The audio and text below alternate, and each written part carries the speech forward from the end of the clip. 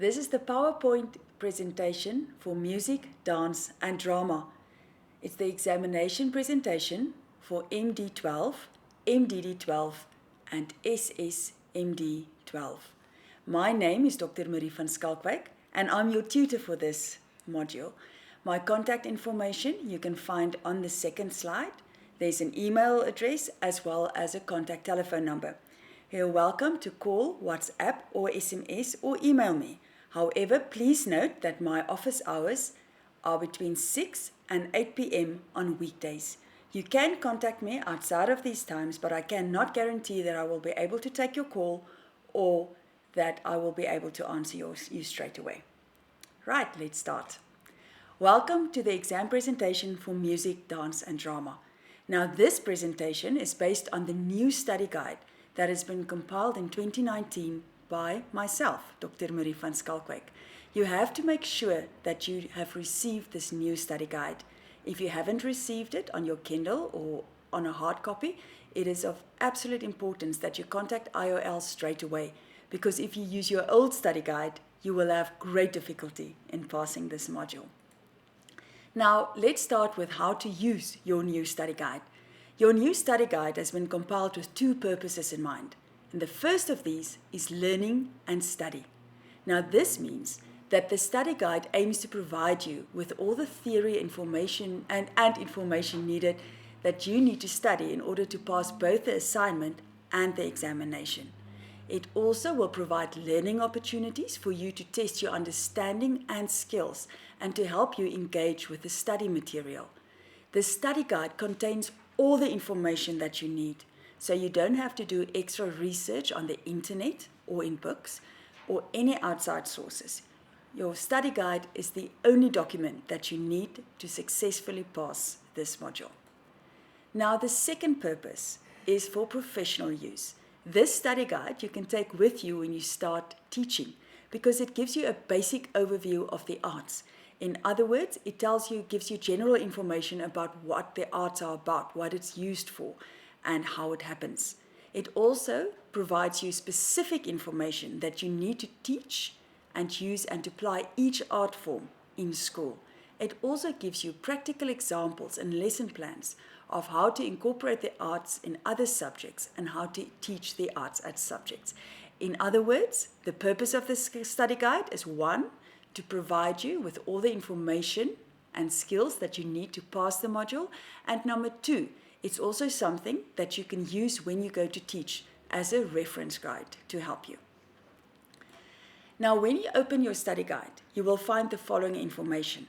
It will give you information on what this module is about, how many learning hours this module will take, what the learning outcomes of the module are, how the module will be assessed, a list of the possible verbs that can be used during examination, information on plagiarism, and then also an index. Now it's very important that you read through all of this information, as this will tell you everything that you need to know. The index is a list of every single unit in the study guide. So if you need to find information quickly, please use your index. It's also very important that you familiarize yourself with plagiarism, exactly what it is and what the penalties are there for. It's important that you read these sections in your study guide, because then that way you will understand what to expect from the module, what is expected of you, how to plan your time, what you will learn, how you have to learn, and where you have to find what you have to learn. Now the index. The index is a long list of titles and page numbers that you will find at the start of the study guide and that you will find at the beginning of each new module. In other words, at the beginning of your study guide, you're going to find an index which gives you all the titles of all the different units in the entire study guide. At the start of each module, you will find an index which only gives you the titles and the page numbers for that unit. Now, the purpose of the index is to make it easier for you to find specific information. For example, if you are looking for information on puppetry, you can look for the sections on puppetry in the index, page to that specific page, and then just read that section to look for the information instead of having to read through the entire study guide in order to find it. Using an index saves you time. The units. The study guide is comprised out of 6 units. Unit 1 gives you basic information on the nature, the use and the application of all 3 art forms. Unit 2 focuses on music. Unit 3 focuses on dance. Unit 4 focuses on drama. And Unit 5 focuses on performance. Unit 6 is concerned with the national curriculum.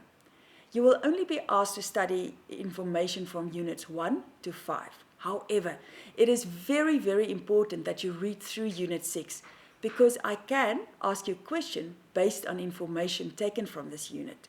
When you read through this unit, make sure that you know how the curriculum works, how to follow it, and what is required for each grade. This is very important information for any teacher, as this is what your teaching will be based on. However, any questions that you will be asked based on information from Unit 6 will be provided. So I don't expect you to study and to know the entire curriculum by heart. If I ask you a question about this, I will provide the information. How to start? It's very important that you think of the study guide as a novel or a book with a beginning and a middle and an end. And this should also be the way that you read or study and use the study guide. Because if you start a book, or let's call it a novel, in the middle, or if you only read the ending, you will be lost. There will be lots of information that you don't have. There will be lots of things that you don't understand because you didn't read it from the beginning. And if you only read certain sections in your study guide, the same is going to happen. You will be lost. You won't have all the necessary information that gives you a foundation from where you can start building your knowledge of the arts. Before you look at the scope of the examination or even read the questions of the assignment, take your study guide and read it from cover to cover. Even though this sounds like a tall order, there's a very important reason why I ask you to do this. If you start reading your study guide from the beginning to the end, it will help you to get an overall view of the module and familiarize yourself with the layout of the study guide. If you have an overall view of the module, you will also be able to better understand the module in its entirety, and you will also understand how everything fits together. In other words, it's almost like you have a bird's eye view of what's happening. You've got the big picture if you read the study guide from cover to cover, and then when you start doing each unit, you will realize how everything fits together in this bigger picture. You will also, if you read the study guide from cover to cover, you will have familiarity with it. This means that you will know where to find certain information, and this means that you will be able to find that information quicker when you do your assignment or after you've read the scope of the examination. You will be able to identify those sections easier. Now, music, dance, and drama are all practical arts. In other words, it's arts that you do. And although you can sit and watch performances for all 3, as a teacher, you are required to do them in order to teach them. Now, it's very difficult to fully comprehend how to do and teach music, dance, and drama if you do not do and teach it before you study it. If you understand something, you are able to learn it easier and to remember it better. So after you've read your study guide from cover to cover and completed your assignment, you will have a better understanding of the module. And at this point, this is the first time that I want you to start looking at the scope of your examination. Now you can start selecting the required study material, and then you can start studying them using the 3-step method. The 3-step method comprises of the following. You have to read, you have to do, and you have to learn. The first step, reading. So first, if you have your required section that you have to study, you read through it. Now, reading does not mean that you just skim over it and look at a word here and there, but that you read to understand. And it's very important. If the section contains words that you do not understand, use a dictionary. You don't have to use a paper dictionary. You can use an online dictionary. They work just as well to explain the word to you. because if you don't understand the words, you won't be able to understand the information. Make sure that you understand what you read to the best of your abilities. If you've consulted a dictionary and this still does not work, you still do not understand the word, please contact me and I'll explain it to you. The second step is do. Now, once you have finished reading the section, do it if it's possible. For example, if the session is about warm-ups, then you have to do the warm-ups. If it's about improvisation, try to improvise something. If it's about singing, sing. If you actively do something, it serves three purposes. First, it helps you to understand the information better. Secondly, it then makes it easier to learn. And thirdly, it helps you to remember the information better. And that's a win-win situation in any examination. Now, the third step is learning. After you've read the section through and physically did the section, now you can start using your preferred method of learning to study the section. Now, if you are not familiar with different study methods, it's advisable to look for information on the internet or to ask someone. If you study using a study method, which is the way, which works the way in which your brain is programmed to learn, it's a lot easier to study. Some people like drawing spider charts. Other people like making lists. All of these are acceptable, but it's very important that you have to find the way that suits you the best for you to study. And this way it will be a lot quicker. Right, now the question paper. The question paper will always be in the same format for all three examinations. It will always have 5 main questions dealing with the 5 main units. The questions will appear in the same order as the units in your study guide. And each questions will have several sub-questions dealing with the unit itself. Question 1. Question 1 will always count 30 marks. 15 of these marks are multiple choice questions, which deals with all 5 units. I will ask 3 questions from each unit, and these questions will also be in the order in which they appear in the study guide. The next 15 marks are short answer questions that deals with Unit 1. Question 2 is about music.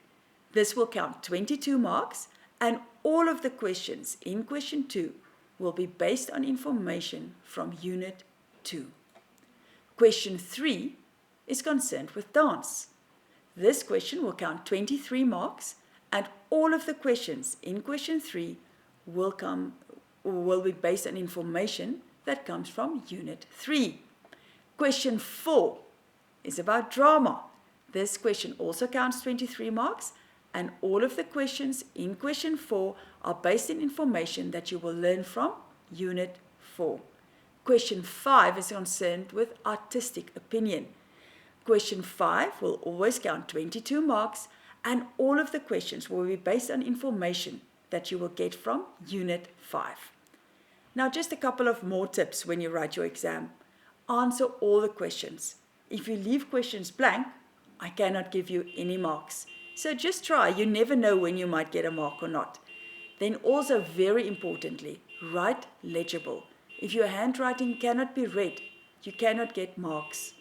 Read your questions carefully, and also read your questions more than once to make sure that you understand exactly what you have to do. Then underline, or all your verbs will be underlined. And this is because the verb tells you how to answer the question. For example, the verb will tell you to list, for example, or to explain. And these are 2 very, very different ways in which you would answer a question. So make sure that you familiarize yourself with verbs before the exam.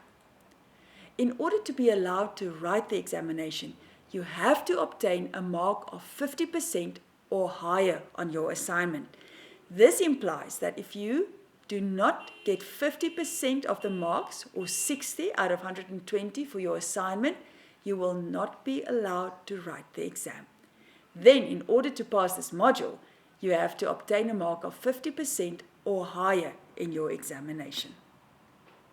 What this means, even if you've got 90% in your assignment, if you do not obtain 50% on your exam, you will not pass the module.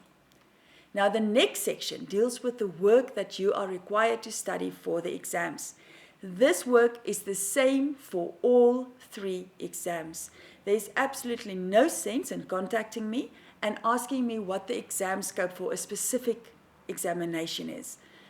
This is the exam scope for all 3 examinations, and you can expect questions on all of this work in each examination. Now, firstly, you need to know what role the arts play in people's culture and lives. You study this through Unit 1.1, the role of the arts in people's culture and lives, and you study the sections on drama and you study the section on dance. You need to know the importance of the arts as a medium of teaching and learning. A medium of teaching and learning, by the way, it means that it's a method or a way that you use the arts to teach and learn. You have to study Unit 1.2.1, the importance of music as a medium of teaching and learning. Unit 1.2.2, the importance of drama as a medium of teaching and learning. Unit 1.2.3, the importance of dance as a medium of teaching and learning. You need to know the aims and the benefits of art education. You have to study Unit 1.3.2, the aims and benefits of drama education. You need to know the building blocks of the arts. For this you study Unit 1.5, the principles that underpins the arts. Unit 1.5.1, the principles that underpin music performance. Unit 1.5.1.1, the musical elements. Unit 1.5.2.1, the elements of drama performance. Unit 1.5.3, principles that underpin dance. And Unit 1.5.3.1, the elements of dance performance. That's it for Unit 1. We're moving over to Unit 2, how to involve learners in singing and playing percussion instruments. Now, the first thing that you need to know for this module, for this unit, is you need to know the basics of music theory. For this you study Unit 2.1, Music Theory. Very important, you can leave out Unit 2.1.2, Why do we need music theory? This means you do not have to study the section Unit 2.1.2, Why do we need music theory? But you have to study everything else under Unit 2.1. You need to know how to involve young students in melodious activities. For this you study Unit 2.2.1, How to teach children the value of music. Unit 2.2.2.1, How to involve children in musical activities. Unit 2.2.2, Music appreciation. Unit 2.2.3, How to teach musical elements. You need to know how to conduct singing groups or choirs. For this you have to study Unit 2.3.1, Basic Warm-up. Unit 2.3.2, the singing group or choir session. Unit 2.3.2.1, a basic singing group or choir session structure. Unit 2.3.2.2, a complex section structure for more advanced singing groups or choirs and conductors. You also need to know how to teach the national anthem and how to pick suitable music for use in a junior or primary setting or senior primary setting. For this you have to study Unit 2.4.2, How to teach the national anthem to junior and senior primary learners, and Unit 2.4.4, Suitable music for use in junior and senior primary setting. You need to know how to teach children to use their own bodies as instruments. For this you have to study Unit 2.5, How to involve learners in body percussion. You need to know about natural and fabricated percussion instruments. For this you have to study Unit 2.5.2.6.2, Natural and fabricated percussion instruments. Unit 2.6.2.1, Natural percussion instruments. Unit 2.6.2.2, Fabricated percussion instruments. You need to know how to make your own percussion instruments. For this you have to study Unit 2.7, how to create homemade percussion instruments. On this, I just want to give you a tip. All the information you need on all of these units that you have to study is in your study guide. Do not be lazy and type in the question on the internet and use the information that you get on the internet. The information that you get on the internet is not always correct, and the information that you need on how to create homemade percussion instruments can be found in the study guide, and this is what the memorandum will be based on. So if you want marks, do the extra work and look for it in your study guide. Do not copy from the internet. That's it for Unit 2. We're moving over to Unit 3, how to involve learners in dancing activities, including traditional dances. Now, the first thing that you need to know in Unit 3 is you need to know how the body works. And for this, you have to study Unit 3.1.2, muscles, and Unit 3.1.2.2, the diaphragm. You need to know about motor skills and motor development. For this, you have to study Unit 3.2.1, gross motor skills, Unit 3.2.2, fine motor skills, Unit 3.2.3, perceptual motor skills, Unit 3.2.5.2, rhythm. You need to know about warm-ups. In order to know this, you study the following 4 units. Unit 3.3, the warm-up. Unit 3.3.1, the importance of doing a warm-up before dancing. Unit 3.3.2, types of warm-up. Unit 3.3.4, how to design a cool down. You need to know how to involve students in motor skills activities. For this you study Unit 3.4.1, how to structure a dance class. You need to know how to pick music for use in dancing activities. For this you study Unit 3.5.4, how to select music for a dance scenario. You need to know about traditional and contemporary dancing activities. For this you study Unit 3.5.1, the benefits of teaching traditional dance. Unit 3.5.2.1, Sub-Saharan African dance.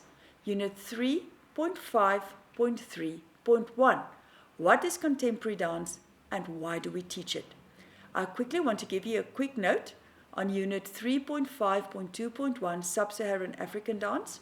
I know that a lot of students have got practical experience of African dance and traditional dance. You are more than welcome to use examples of your own culture if it fits in with the question. So always make sure that before you start giving examples that it is something that the question requires. That's it for Unit 3. We're moving on to Unit 4, how to involve learners in drama activities. You need to know about drama and communication. For this you study Unit 4.2.1, non-verbal communication. Number 4.2.2.1, emotions. And number 4.2.2.2, drama games and techniques to explore and act out emotions. You also need to study for drama and communication, Unit 4.2.3, vocal and physical expression. Unit 4.2.3.4, vocal expression. Unit 4.2.3.6, drama games to develop vocal expression. Then you need to know about different drama forms. For this you study Unit 4.3.3, role play. Unit 4.3.6, mime.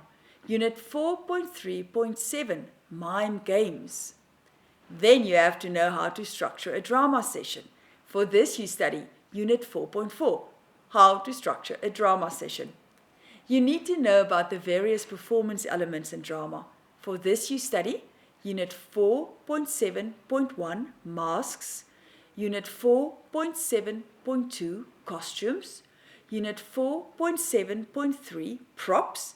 And Unit 4.7.4, scenery and set. On this note, I just quickly want to tell you the following. Students usually struggle with the difference between masks, costumes, prop, scenery, and set. So I quickly want to explain the difference to you. Masks is something that you wear on your face that makes your face look different. Masks, it's not makeup, it's something that you take and that you put on over your face. That's a mask.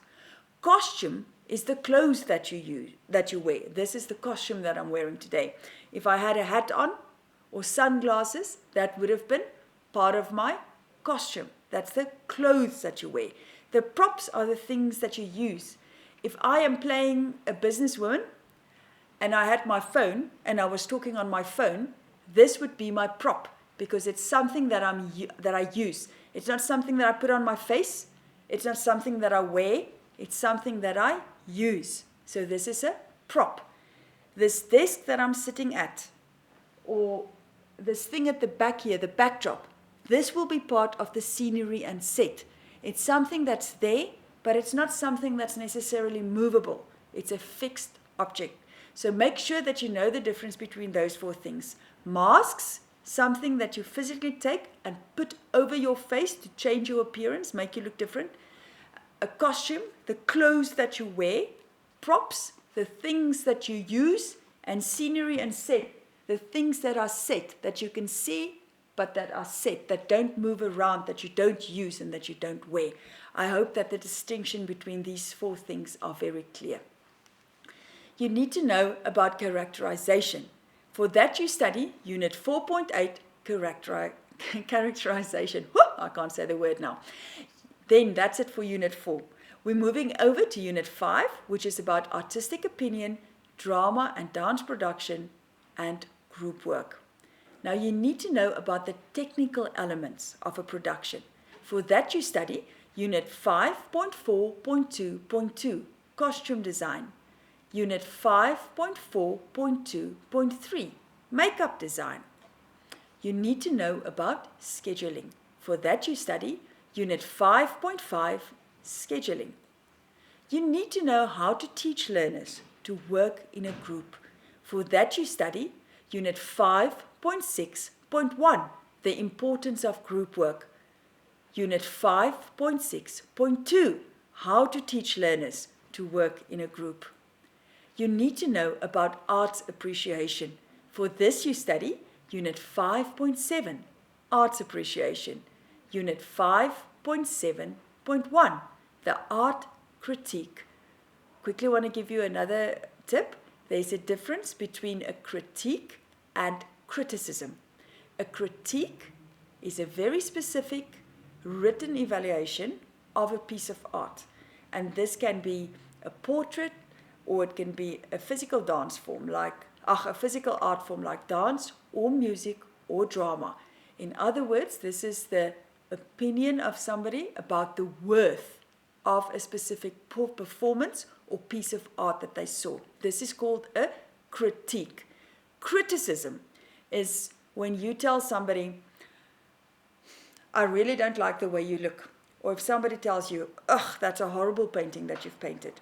So that's somebody's opinion, okay? Criticism. It's negative, mostly, negative opinion. So make sure that you know the difference about a critique, which is a very specific written evaluation of an art form, and criticism, an opinion that somebody gives to you about your artwork or whatever.